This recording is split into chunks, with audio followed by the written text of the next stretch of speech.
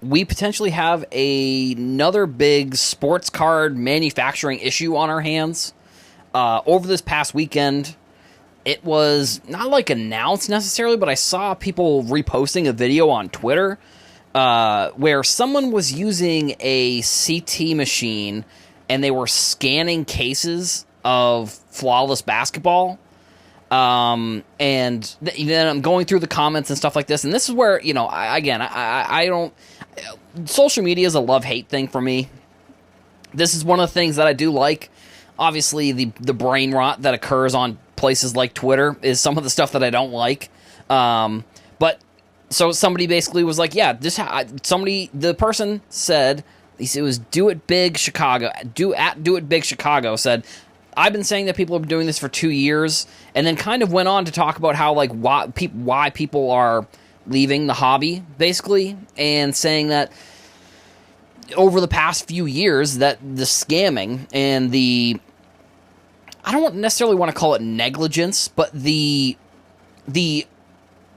undersight, I guess, I don't know if that's like the opposite, whatever the opposite of oversight is when it comes to card companies really putting extra effort to making sure that it's fair for everybody. If you were buying a case of $100,000 Flawless, you versus Drake or whatever are getting the same opportunity to pull the best cards from the thing.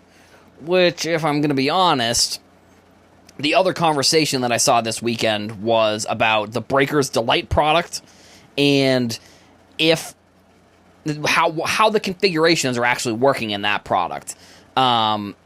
And I don't know. I mean, that might be actually another conversation. I think I could probably mix it in here after I just talk about this for a little bit. So then the conversation kind of continues. So Rich, the Happy Collector, who is somebody who I know from TikTok, one of the OG TikTok sports card people. So shout out to Rich. I don't know if he listens to this podcast or not, but shout out to him because he like back in 2020, was making TikTok videos and was, again, one of a person that I really enjoy watching his videos. So shout out to him. So he asked this question. He was kind of wondering, like, are people buying these scanners? How are they getting access to them? And then someone replied to him with, again, take it with a grain of salt, but he goes, I'm a CT tech. And people, when they have family members, they come in to say hello, and they do a scan, apparently, of the cases. And that's maybe more likely than, like, buying actually a 6 or 7 figure CT scan machine.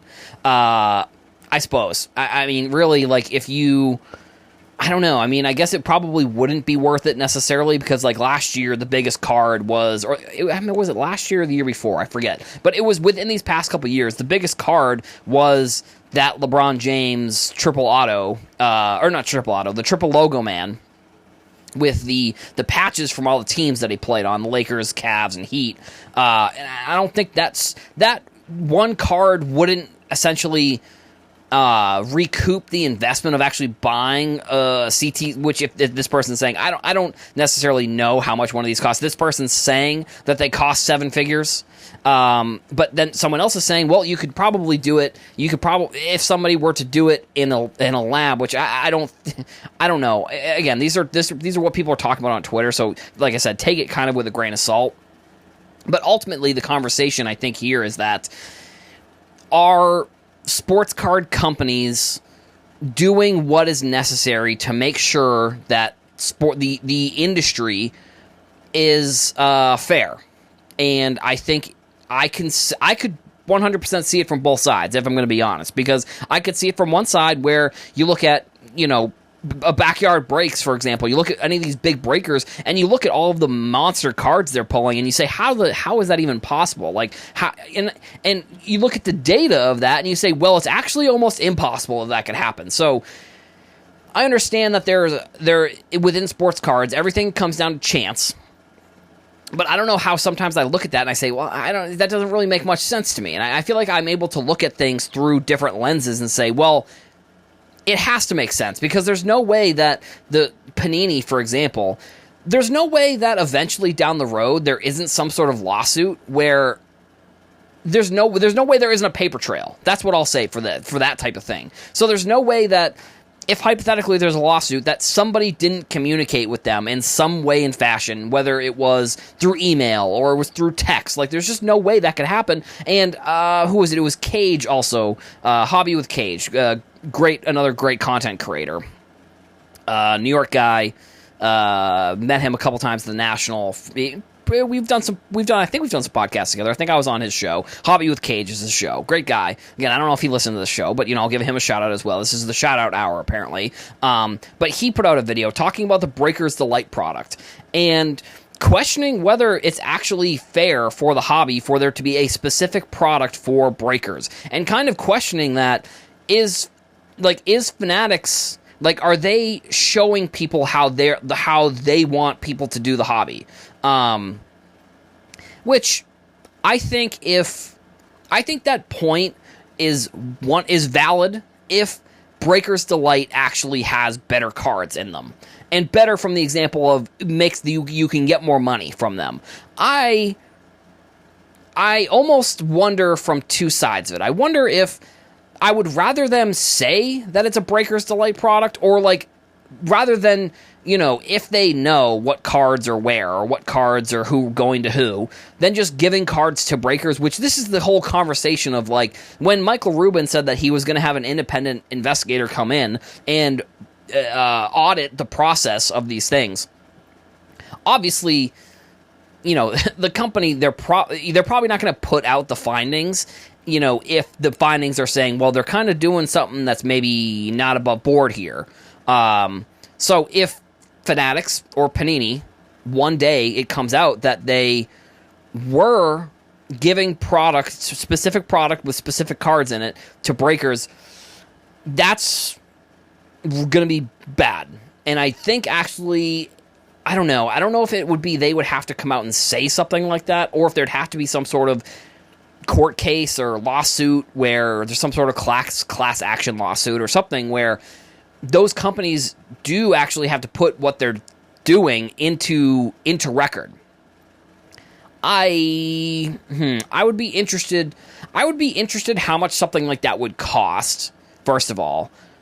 And because I would even say, even losing that case, even if you try to come up with some sort of case and you try to do it, even losing it, at least then you have, because then that, if they aren't doing anything, then you have on record them saying they aren't doing anything, and you have proof that they aren't doing anything. And I understand that the people who chirp will say, well, you can't really trust that. But at the same time, it's like, if they have on record that this is not occurring, boxes are not going anywhere, that would be a phenomenal look for them, in my opinion.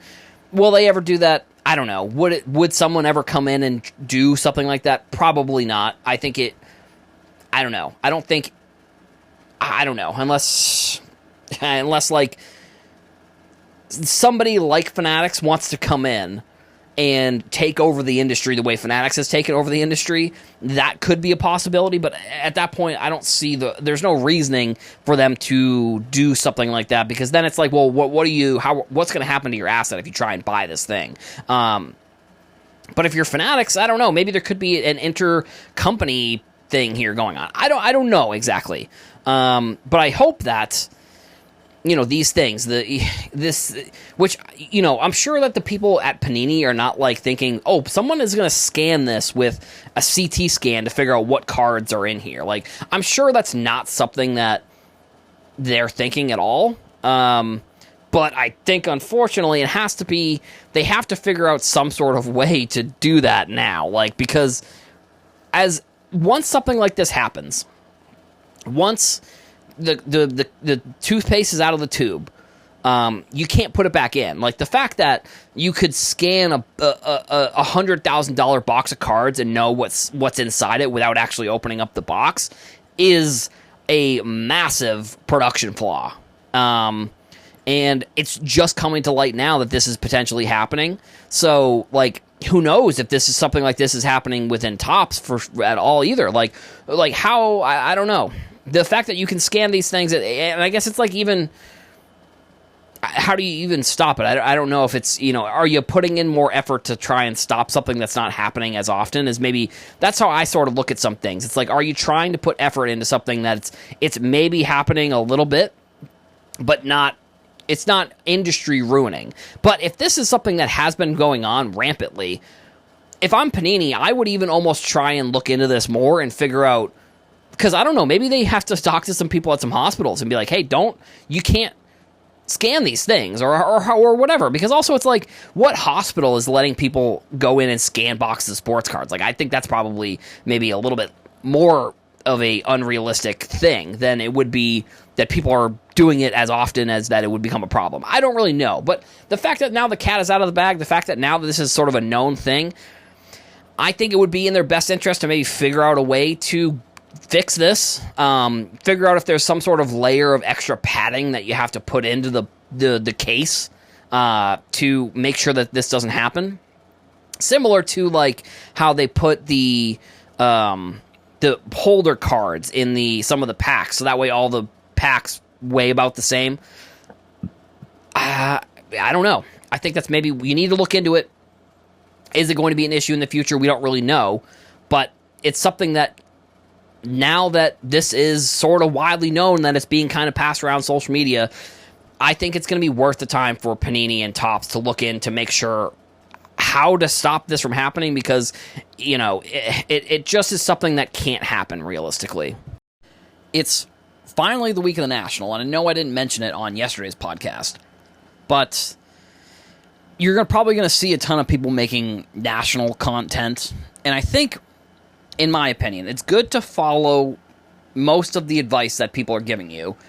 It can be overwhelming if it's your first one, to be honest, but I think, I don't know, Cleveland maybe it's smaller than Chicago. I mean, like I said, I'm still 50-50. If I'm going to be able to make it out there for one of the days, like, I may either Thursday or Friday fly out in the morning and then fly out at night, just to, like, meet up with some people, grab some lunch. Danny, for example, would probably be one of those. Shout out, what up, Danny? He listens to all the episodes, so shout out to him. But here's going to be kind of my tips for the National. I probably will only do one of these episodes because, like I said, there's going to be... every content creator is going to be making a tips for the National video this week. You know, when it comes down to the trending stuff, that's just sort of how it ends up going realistically. But my first tip is just go there and try to enjoy yourself, because that's one thing that I've found in years past that I don't know, I felt like sometimes I go out there with, like, a whole plan, and then when the plan doesn't go the way that I want, I start getting stressed out about the plan not going well, when, in actuality, if you're just going there to, whatever, meet people, or you're going there to, like, network, or whatever you're looking to do, don't get stressed out if the plan doesn't go exactly the way that you want, because realistically, it may not. Like, things change so quickly. Maybe it's indicative of sports cards in general. It's just things can change so quickly that, like, if you want to do this thing, like, make a list of, I don't know, let's just say 10 things. And then you want to do the non-negotiables, so you want to do like 2 or 3. That's what I would say, kind of depending on the days. I mean, realistically, if you're going there for 5 days, I would say one thing a day is going to be a solid plan. Like, if you really want to try and stretch yourself, like, if you're making a list of 10 things and you have 2 things a day, that's 10, that's the 10 you can get the 5 days or whatever. But if you're only there for a day, don't expect that you're going to be able to go there and see the whole floor, like, unless that's your plan, unless that is the thing that you want. If your number one thing is to see everything on the floor, then you can walk around the whole convention center probably in a day. I mean, you know, you're going to run into scenarios where you probably won't be able to buy too much, or you won't be able to, you know, meet up with people or go to lunch. The Chicago National is so massive, and last year they, like, doubled the size or something. Like, they added, like, a huge extra room at the Chicago Convention Center at the Roswell, the convention center there in Chicago. So it could have taken you, if you were diligent and you were really kind of looking around, it could have taken you 2 days really to walk around that place. It was pretty crazy. My next piece of advice is, I think obviously you're going to want to wear the shoes, and I'm trying to give the advice that people I don't know. I'm trying not to give, like, the meme advice, because, like, just people be like, oh, you gotta wear deodorant. It's like, yeah, we get it, okay, or whatever. Don't even, the joke has been made a billion times. It's not really that funny anymore. But, I don't know, I would suggest doing it if you're going, to be honest. But so, if you are trying to look for certain cards as you're walking, like if buying cards is going to be your goal and you're looking for the best prices, I would suggest making sure you're writing down which booths have the cards that you're looking for as you're walking around. Because I have run into scenarios where I have gone to a booth, seen something that I wanted to buy, and then I walk away, and then I look up, and it's like, I just completely forgot about what the numbers were, like what booth it was, like who even had the card, because there's so many different booths there that to try and remember, as soon as you move on, like, I don't know, maybe it's just me, but as soon as you move on to like another booth, you may run into a scenario where it's like you've already forgot who had the card or what the price of the card was, because that could be another thing. Like if you're looking for a specific card, you don't have to buy, and I guess maybe this is the third tip potentially. If you find the card at the price that you want, I think it's worth spending an extra 10-15 minutes kind of looking around the area to see if anybody has that same card. Like if you're looking to buy a Luka PSA 10, I bet you 80% of the booths like that are just regular, like that aren't vintage. Like, if it's a vintage booth, they're obviously not going to have that card. But any of the other booths, I'd say there's probably a 50-50 shot that any other booth in that place is going to have that card. So, if you're looking for a different price, there's probably a decent shot you can go to a different booth and find it. So, writing down the booth number, writing down the price, if you can find it, if you want to buy multiple of them, that could be another sort of strategy you could look into where, if you want to buy multiple of them, maybe they'll give you a little bit of a cheaper price. Also bring cash, because I think a lot of dealers like doing deals in cash more than they do through Venmo or through PayPal or whatever, because also there's an issue with the connection that can also happen. But so, if you are looking for maybe more of a more rare card, it might be worth, again, spending the extra time to look around to see if you can find it. But if it's like a vintage where it's like a PSA 9 or a PSA 10 of some older card, there's probably a smaller chance that other booths are going to have that card. So making sure you know where that booth is that has that card, that's going to be important. And then I guess maybe one of the other things is like bring extra chargers for your phones, because that's going to be, if you are looking up eBay comps or you're just using your phone, you might run into scenarios where you lose a lot of battery. I think, and then it goes to using your phone. Just take as many pictures, take tons of pictures, because there have been multiple years that I've gone where I'm like, I'm just going to try and enjoy myself. I'm not going to ask for any pictures. I'm not going to take pictures with people because I don't want to like take up more of their time or whatever. But that, I actually do regret that a lot, because I regret not having some of those memories to be able to look back on and be like, I met these people. I met, people that I didn't know that knew me, or I met people that they didn't know that I knew them. And it's just this whole, it's a very fun social atmosphere. And I think that's probably the last piece of it that I really want to kind of talk about, is that there is, at shows like the National, and I think it could be similar with at shows like the Fanatics Fest in New York that's coming up in a couple weeks, there is a social aspect to it that you should enjoy. Yeah, okay, sorry, I just looked at the date for some reason. I was like, wait, it's a National next week? No, it is this week. Sorry, I got a little bit confused. But there is a social aspect of it that you're going to find that a lot of people are going there just for the social atmosphere. Like, that's, to be honest, last year, that's kind of what I did when it was in Chicago. I made plans with people. I was trying to see everybody that I could, and that was my plan. And you're going to run into everybody having a different plan. Like, with however many people are going to be there this year, everybody's going to have a different plan. So it's like, if you're out here trying to make plans with people and it just doesn't work, don't take it super personally. I think, like, this is a time of the year where it's like, you have 4 or 5 days when you're out there, depending on how long you're out there. I'll be out there for like a day. So it's like, I really don't know how many, if I'm going, I still am not sure. But if certain people, especially during the show, when it's like you're running into somebody and they're like, hey, let's do something later, or hey, let's grab dinner, obviously people are going to say yes. So when it comes down to actually making the plans, if the plans kind of fall through, don't hold don't hold a grudge, because I'm sure realistically there's probably 10 other people that they've also like said like, yeah, let's do something, because it's like this is the time of the year where everybody is coming together. Everybody is celebrating, and that's the last piece that I'll talk about. This is, in my opinion, it's a celebration of the industry. So, go out there, have some fun. Don't take things super seriously. This is, there are tons of different shows where if you are traveling out there for the show, there's tons of different, Dallas card shows. There's the Fanatics Fest that's coming up. There are going to be tons of shows where if you try to go there and you're taking it super seriously and you're trying to really hone in on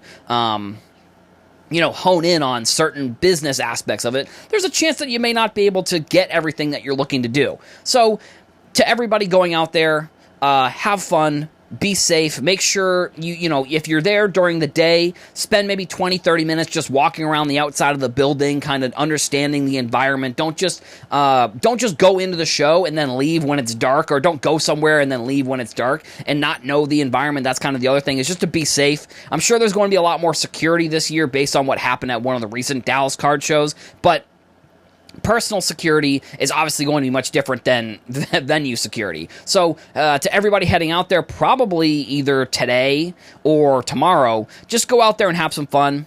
Have a beer, think about the people that can't make it out there, unfortunately. Have some fun. Thank you to everybody for listening. We'll hopefully get some news coming up, because that's sort of the other piece of this. I want to do my national kind of coverage around when there wasn't much news that had been released. So maybe we're going to get some news. Hopefully we do, because that's usually what happens around this time when the national is going on.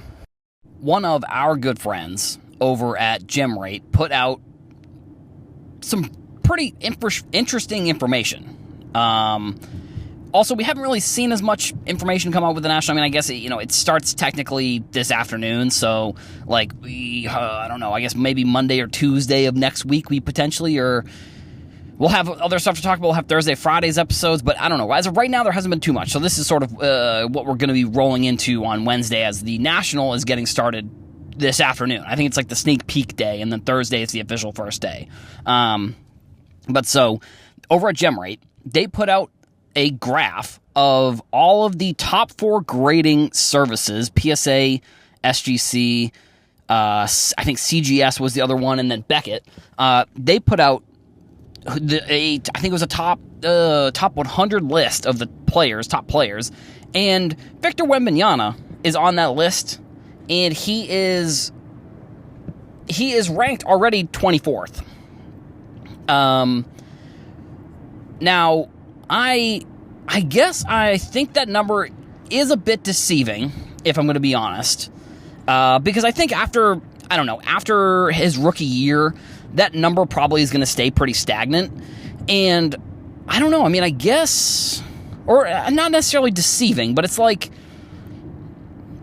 it's shocking in a sense, but it's also not super surprising after I would say 2 years of pretty lackluster prospects and grading really becoming more accessible. I think it's just the perfect storm, realistically. I think it's the perfect storm of a player who is generationally talented, a grading system, or a grading services with PSA. I would imagine a decent chunk of those of the cards that are graded are through PSA, just because at this point it really kind of comes down to how long you want to wait. Because if you're wondering about price, for the most part, pricing is going to be very similar between a lot of the companies nowadays.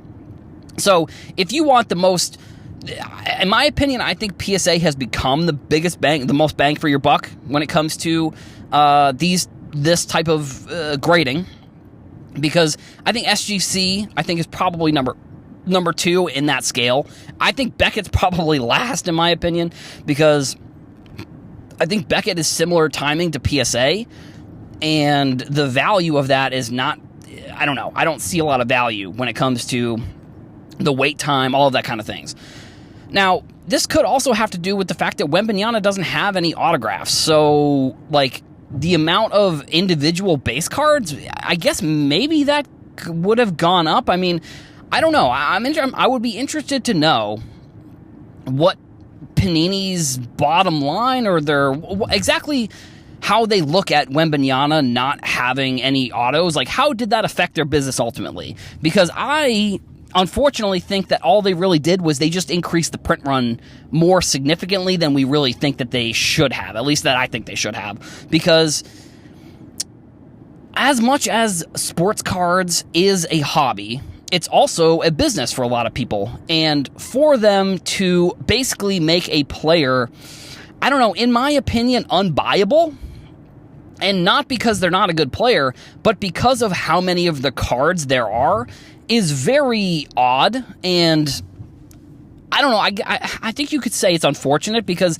you know, trading the GOATs will always be a good strategy, will always probably be one of the better strategies, but I wonder if we're going to look back at this era versus, like, I just wonder how people are going to look at the certain eras in sports cards and how things are actually going to be traded from a sports card perspective, because it's really almost, I don't know, I don't want to say it's become impossible right now it's not impossible right now to trade modern players, because modern players are kind of the currency if you look at just the overall market. Like, when you go to the National, I'm sure you're going to see every table with, you know, at least one Wembanyama card. And, you know, the other crazy part is, like, at least one, like, numbered Wembanyama card. Because I think ultimately, in the long term, that's going to be what this era will have to be traded. If you're trying to trade, I don't know, the best players from this era, you're going to have to go in and you're going to have to probably be trading some of these low-numbered cards, which, in theory, you know, the PSA 10 is not going to be one of those cards. Like, we came out of an era where the PSA 10 was viewed as, like, the card to get for any player if you're trying to get in. And unfortunately, now I don't think it really is. And for the most part, I think the modern era of sports cards compared to maybe the previous era, like, I just wonder if we're going to look at those the same way, where it's like we look at the 2018, 2019, 2020, maybe a little bit before that, but then we compare that to, like, the 90s of some of the low-numbered cards, which I guess even you could look at that and say, well, that's kind of similar when it comes to the overall number. But we look at, like, the 80s or the 70s or maybe the early 90s, but, like, the, you know, the Jordan years, the, you know, the Larry Bird years, stuff like that, stuff in that era. Like, I wonder if we're going to look at, which it sounds crazy, but I wonder if we're going to look at, like, the Luka, you know, Tatum era, and we're going to say, well, comparing that to the Wembanyama era, you would obviously want to go with Luka and Tatum, which even them two are, like, have an insane, well, Luka maybe more than Tatum, but they have a very high number of graded cards with all these companies as well. Like, Luka's on this list also. So, just in general, I don't know. I think, like I said at the beginning of the episode, I think it was a perfect storm for Panini here. Like, they lucked out, I think, in one of their last years as we wrap up sort of the Panini era within sports cards, because maybe that's what it's going to be. Maybe it's going to be, you know, or maybe it'll be considered the Prism era, potentially. Like, I don't know. Like, that's, you know, I think that would be a good start and end of an era when it comes to sports cards, is looking at, like, when Prism was the card to get. So I think after two kind of lackluster years, we had one of those, like, insane prospects, and they didn't have any autos, so Panini had to find a different way to try and sell these cards. So they just made a ton of them. And it's like, sure, it's a good strategy from Panini, but I am a little bit worried about what the long-term effects of this many cards of a single player or an era's worth of players are going to be on the market. I don't know, because I think for people who are trading modern stuff, like I said, trading modern stuff is kind of like having cash in a way. Like, you're always going to, at least for right now, if you're trading a player from this year or the past couple years, you're always going to find buyers, because that's just what the the industry trades on, in my opinion, is like they trade on whoever the newest player that's in the rookie class is. So you're probably always going to find people who are going to want to buy those cards. So I don't know. I'm not sure when we're obviously going to see a peak and a valley of those types of players. Like, we maybe won't see any good players coming out of this draft. I don't know. I mean, Summer League is kind of still, actually, I'm not sure if it's, I know it was on for a while. I forget if it's still on or not. But, Zach Edey was an interesting story for a little bit. Like, are we going to have another year of people just trying to get these Wembanyama cards and get them graded? I think potentially. And, if you're going to the National, you want to pick up any Wembanyama, there's going to be a lot of it. So that's one of the cards that, like, when I was talking about my tips, is like, you could probably find a different price for that card if someone's selling it a little bit more than you want to spend. You probably, if you want to buy multiple of those cards, you probably can get even a decent price too. So as you're going to the National, just know Wembanyama, I mean, any of the newer players, you're going to be able to buy and sell those cards probably fairly easily. So don't get stressed out if you find a card. Like, if you go to the first booth and it's way above what you want to pay, just go to another booth. I guarantee you're going to be able to find another one. Just based on the fact that, like, Wembanyama, he's only been in the league. He hasn't even had a full year cycle worth of cards, and he's already the 24th highest graded player from all the top 4 companies. Before we get into the show, I would like to give a shout out to our sponsor, StadiumInsurance.com. StadiumInsurance.com provides insurance coverage for all of your sports, collectible, and memorabilia needs using their cutting-edge app and easy-to-take photos to protect all your cards and collectibles. Make sure to check out StadiumInsurance.com and see everything that they have to offer. So, you know what I thought of as I was looking for a topic to record for today's episode? And, like, usually topics, they are not super easy to find, but sometimes they just jump out at you. Sometimes it's, like, so obvious what you're going to talk about on that podcast, and I'm sitting here thinking, like, wow, things are, like, pretty slow. Like, it seems like there isn't as much news as I was expecting. I mean, last week I was getting pretty hyped up about, like, all of the big news that was going to be coming down from the National. And it could just be that, it was really only the sneak peek or whatever, yesterday. And today is kind of the first full day of, like, the, regular, I think it's general admission can get in today. So, but again, I was thinking, like, it seems like there isn't much, like, it seemed like maybe last year there was more. Maybe there was more news around the National. Maybe I was at the National, so, like, it seemed like there was more. But then I remembered that Fanatics has their own National that they are trying to put on here. So they're probably going to be holding a lot of their big news. And actually, this take could potentially backfire pretty significantly because we have Thursday, Friday, Saturday, Sunday of the National, and that gives a lot of time for them to announce a lot of things. But leading up to the show, I was just expecting more things to get people a little bit more excited for the show. And I guess it's maybe not necessarily Fanatics' job to get people excited for the National, especially, like I said, because they are going to be having their own show in a couple weeks, like in August at some point. And I would expect some news to come out.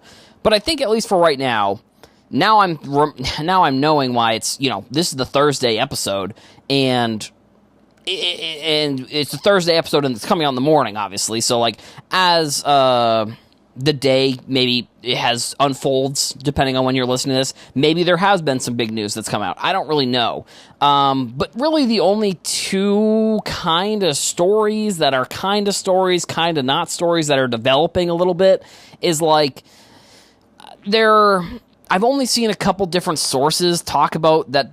Potentially, there might be an issue with the Babe Ruth jersey. Like, there is the everybody knows the Babe Ruth shot call jersey that's selling through Heritage. Everybody knows that game. But there is some controversy potentially brewing that somebody, companies have graded it or they have authenticated, but then apparently there have been other companies that have not. So that's a story that's still developing, and in the next few days, hopefully we'll get some more info. I'm surprised that Heritage hasn't come out really quickly and come out with that said that this is, whatever their thoughts on the story are, because they're still coming out, rolling out all of their marketing. Like, the jersey was at the Cubs stadium where the game that it happened. So, that's one of the things. And then, I don't know, there was another crazy story that I saw a lot of people were trying to just, and if you follow me on Twitter, you probably saw me ranting about this earlier with, that, like, there was a New York Post article about, like, Michael Rubin selling $1 billion worth of shares of Fanatics, which, I think that headline, in theory, could mean a ton of different things. It doesn't mean that he's not, it doesn't mean that he's going out of the hobby. I don't know. It really was odd what I was seeing people talk about, like trying to dunk on him and Fanatics, and it's more or less just the people who just, like, I don't know, it seems like they just hate the hobby. I don't know, it's very odd. Like, they complain more than they like things, and I get that. I'm probably the complete opposite of those people. I probably talk highly about things that maybe there's a bit more of a negative connotation towards the subject. But, like, again, in this article, which is this is just a ridiculous, like, I think it speaks to the nature of social media and the media literacy that basically is non-existent in our social media world. The headline said Michael Rubin is trying to sell $1 billion worth of Fanatic stock. You literally go 150 words into the article, and it says that someone reached out to Fanatics and they said that's not true. So it's really just, it's almost a non-story, a nonsense article. And also, New York Post is just impossible. Like, it really is just like a garbage user experience. And I'm not going to get into, political stuff with the New York Post just in general, but it's just it's not credible. It's a gossip site. So the fact that people are taking anything that they're saying as, like, a way that you can actually come in and try and, like I said, dunk on Rubin or dunk on Fanatics, it's like, it's just not it.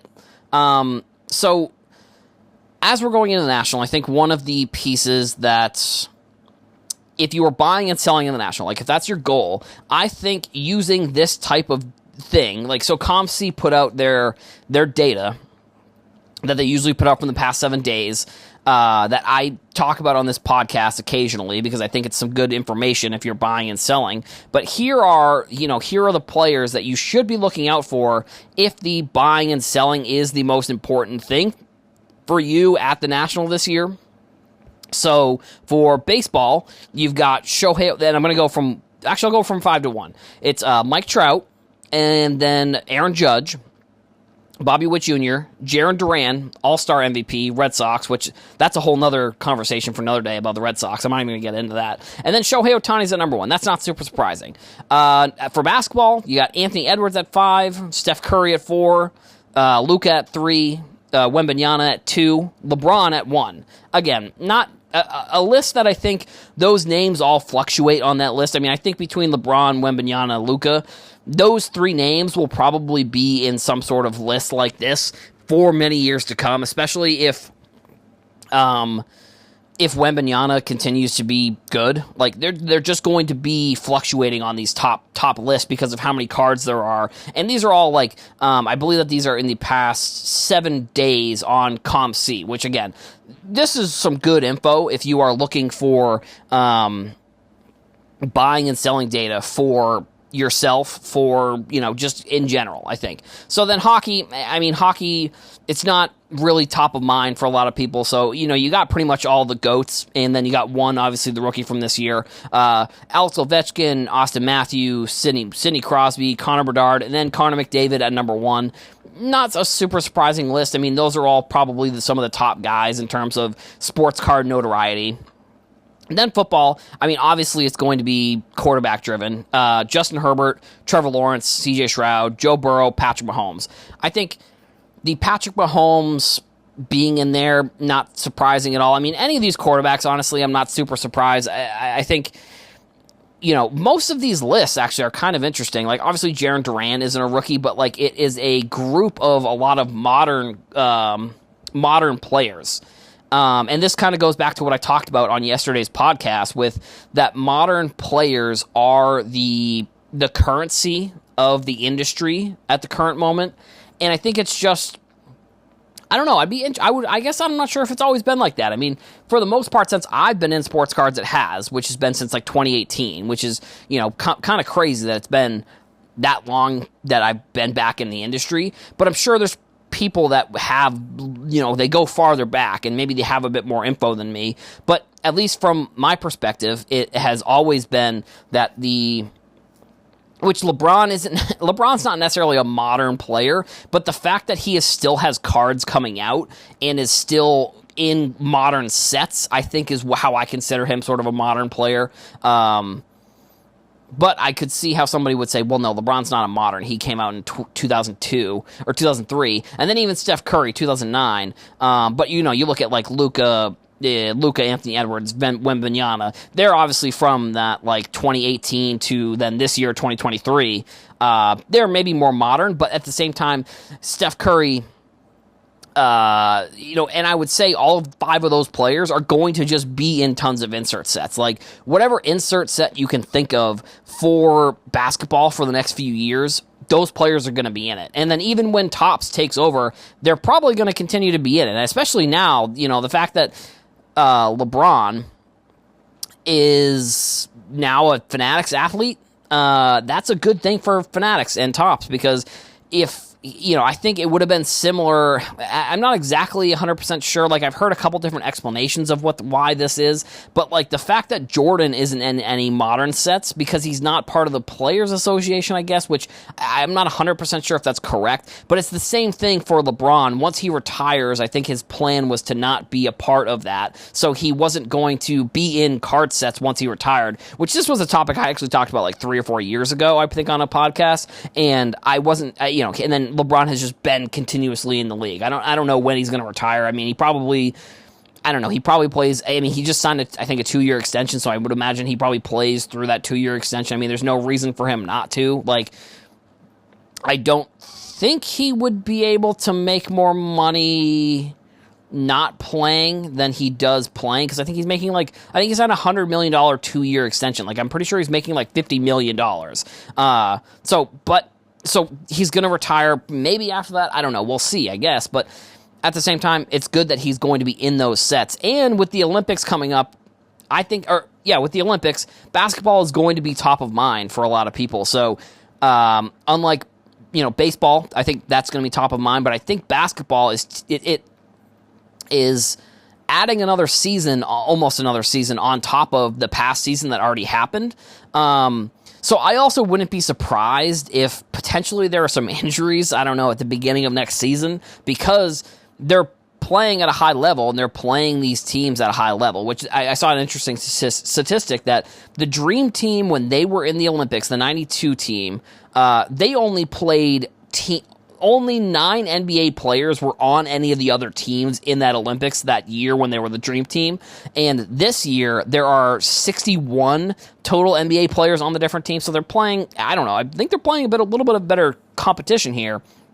So I'm not predicting injuries, but if the fact that they're probably going to be playing at this high level, and you hope that they make it to the gold medal game. That means, similar to like with Tatum, I don't know. If I were the Celtics, I would have been a little bit more nervous sending my players to play there. Like, if I'm the Celtics fans and the Celtics ownership, I'm kind of hoping they don't play as much, if I'm going to be completely honest, because like they are not going to get a rest leading up to the season. Like, unless they do some sort of load management, like with the Celtics too, they're just going to be. I mean, they're going to be the same team next year. Almost exactly the same. So I don't know. Maybe that's where they look at it and say, whatever, we'll dominate the regular season, then we'll dominate everybody in the playoffs, win the championship again. I don't know. I mean, obviously I'm a Celtics fan, so that's what I'm hoping. But that's the players that, if you're at the National or if you're at some sort of trade night, these are the players that I think you're going to be able to buy and sell very easy. You probably can go with other players here, but I just think that looking at data that says these are the top selling players on our platform over the past 7 days is going to give you a better indication than if you are going to go in there and try and figure out which players are the best buys and which ones are the most being bought and sold. The data is going to tell you that, rather than you maybe potentially making your own decision. Well, hello, and if you're listening to this, then you must be curious about the 2024 National in Cleveland. I'm joined by John Newman, and I'm Danny Black, filling in for Adam Palmer, who was unable to make it to Cleveland this year. We miss you, Adam. Hopefully, we'll see you next year. John, what do you think of the show this year? I like the way it's set up. It seems more airy. It's definitely the AC is working. That's always a positive. Bathroom lines are long, so you might want to pack some Depends the rest of the show. I actually got in line before I had to go, just I figured by the time I got up there. Yeah, there is a secret bathroom, which I won't say where it is, but I don't know if it's a secret anymore. But I got The to use VIP that one, bathroom. and that one I walked right in. In all seriousness, I think this show's pretty crowded for the first couple days. It seemed almost like a Saturday on a Thursday. Yeah, I think it's busy. I don't think last year's record at this point, from what I can tell, is in jeopardy. But that doesn't mean just because sometimes we put too much emphasis on records. That just because a record might not be broken, there's plenty of people, like you just said, Danny, at the show. It's no shortage of hobbyists. Big stories. Heritage has the Babe Ruth called shot jersey, the ruby slippers from Wizard of Oz. We saw today one of our friends bought a very cool Walter Johnson autographed photo. I mean, all sorts of crazy stuff. Main stage. Does it seem like more of an event this year? The way they have it divided, corporate on one side, card tables on the other. Yeah, I think it's palpable that the show's under new leadership. I think you could probably tell. We've seen some of those folks actually walking the floor, checking badges and passes and that sort of thing. And that's the thing. You don't have to like new rules, right? But it's their rules. I don't.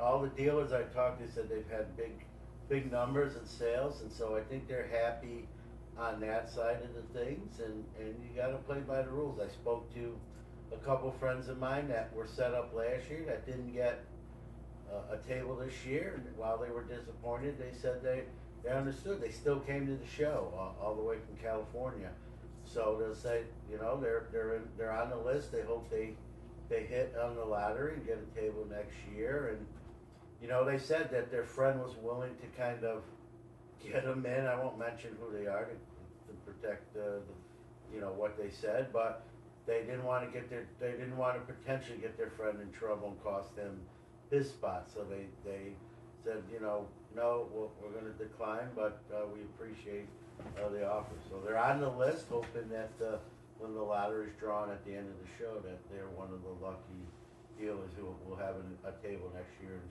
Chicago. On Thursday, Hobby Hotline was on the main stage. On Saturday, the Hobby News Daily staff that's at the show will be on the main stage, you included. This has been several years now on the Mike Burkus main stage. Did you notice there was no reference to the Mike Burkus up actually on the stage? Yeah, I did. It wasn't I noticed that. The one nice thing, the stage is a little smaller. That's not the nice thing. They do have a video board above you, so they were able to today put the Hobby Hotline logo, and on Saturday they'll obviously have the Hobby News Daily logo up there. So that aspect is cool. Yeah, I noticed that. It's interesting to that they didn't, that was memorialized for him. Maybe it's somewhere else and we just didn't see it. I hope that's the case. But yeah, I noticed the big, banner of it was not there. So it's a good, I noticed it. Well, you made the comment about being able to tell about the new leadership and ownership of the show. The corporate presence, the main stage was very much sponsored by Whatnot, and they had their signs and colors all over the place. But also the corporate area is carpeted very nicely and padded floors, and the other side is not. We think corporate's getting more love now? Yeah, I mean, I'll keep it real. I know you will too, right? This is, maybe, we don't, some people don't view the hobby as a business, but for some, that's really what it is. And when when you're the new leadership group, right? This is a money-making venture, like it or not. And they're not going to apologize for that, but they probably shouldn't have to apologize for that. So the corporate's going to have a lot of say, and I think we're seeing that with this year's event. Couple of highlights of the show for me so far. Like you said, the air conditioning seems to be working well. There does seem to be in the middle of the building some open space, high ceiling, stuff like that. Some challenges so far. I find some of the aisles do get pretty congested. The cell service is non-existent, and the Wi-Fi is not great. And I thought we went through this already a couple years ago in Atlantic City. But the traffic in and out has to be the story of the National on the first couple days. Yeah, I think that's going to be the biggest complaint is lack of multiple exits and entrances in. So unless you beat the rush, you're going to get caught up in the mix, and you're going to have a delay and a wait to get out or to get in. I guess you have a choice. You can get there early or leave early, which, it's unfortunate. That's more on the IX Center probably than the powers that be. The Wi-Fi is not great, but I will say this, it's not as bad as Atlantic City was, and I like that venue. But let's be real. I think it's in somewhere in between, like Chicago and Atlantic City with the Wi-Fi. Bathroom lines can be long. One thing I will say, which I think is for someone who doesn't eat lunch at the show, plenty of food options with the food trucks, and they have like a little food court set up, Danny, as you well know. But and they got a lot of food varieties with the food trucks, but the food court basically became a trade night. A lot of people sat down with their Zion cases, and I've seen a lot of people making deals. A lot of people. So it became an impromptu trade night in the middle between both rooms. So if you were buying food and wanted to sit down and eat your meal, good luck to you finding a spot as the collectors kind of took over, much like they do in the lobbies of hotels. And so, I don't know what you can do about that, but that was an issue that I noticed walking through there a few times today.